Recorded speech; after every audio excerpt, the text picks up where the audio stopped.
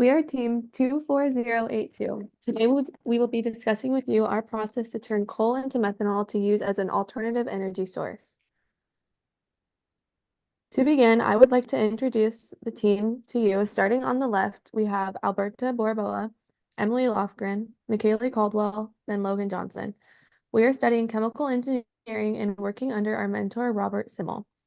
Here we have a brief overview of our poster that highlights the key points we will be presenting on Design Day and going over with you during this video. With crude oil becoming more expensive, countries with little to no access to these resources are trying to find better alternatives for fuel, such as methanol.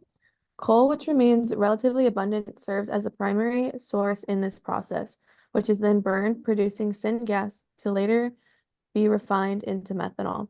The objective for this plant is to be able to compete in the international markets. To do so, the plant will produce a minimum amount of 5,000 metric tons of methanol per day, while also remaining economically feasible. Due to its low cost and low sulfur and nitrogen content, lignite coal was the type of coal selected to fuel this process.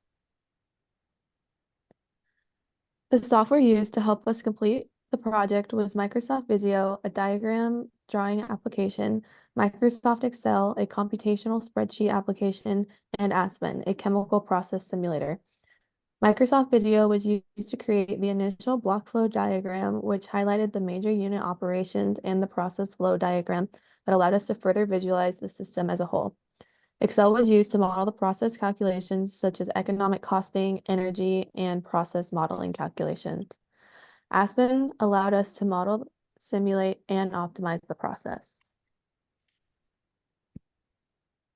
Looking at the process, it is the result of mixing processed coal with water to create a slurry and sending that slurry to a gasifier.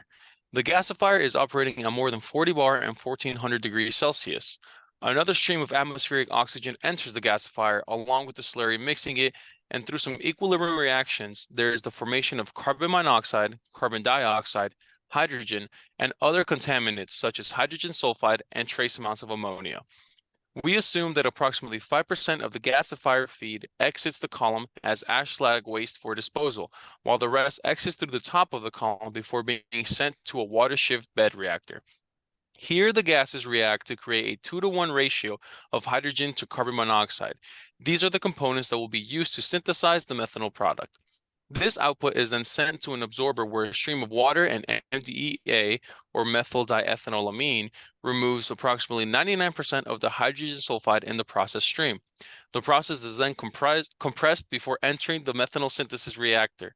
The reactor outlet is then split with approximately 10% of the stream being recycled back into the process to purge some of the gases and to increase the methanol production. The remaining stream is then sent to a series of distillation columns where 4 product streams are produced. These would include dissolved gases, methanol, ethanol, and water. These columns were optimized to meet design parameters, including the purity and the methanol and the quantity of methanol produced.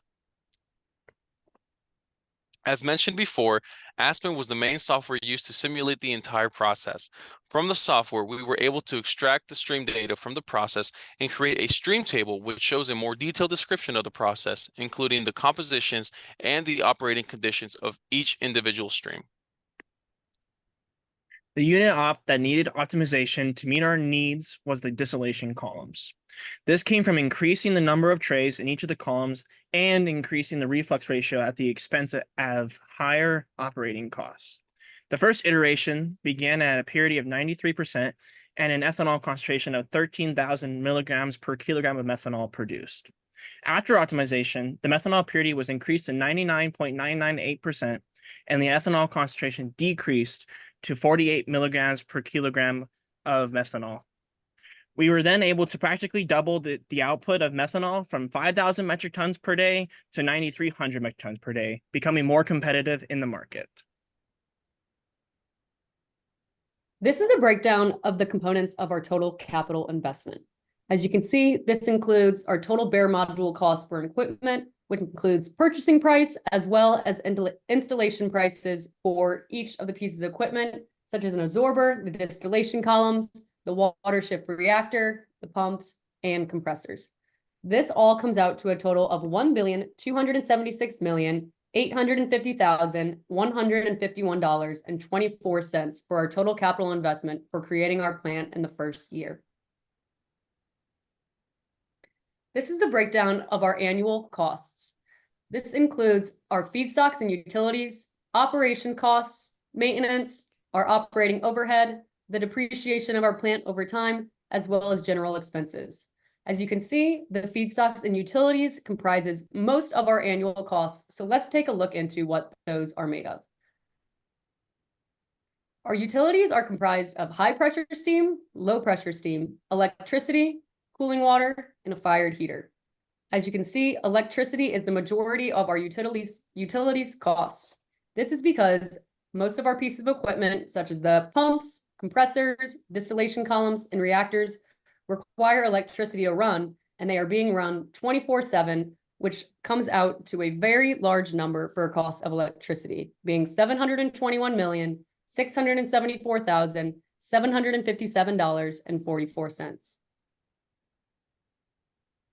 Using the equations given by our textbook and Perry's handbook, we are able to determine the number of operators per shift and the total of operators and technicians to run the plant annually.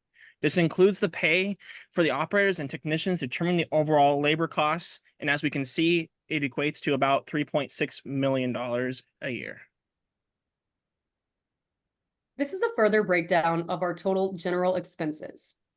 This shows our maintenance costs, our operating overhead, property taxes, and the depreciation value of the plant, the cost of manufacturing, and some more of our general expenses, coming to a total amount of $182,949,174.29 a year.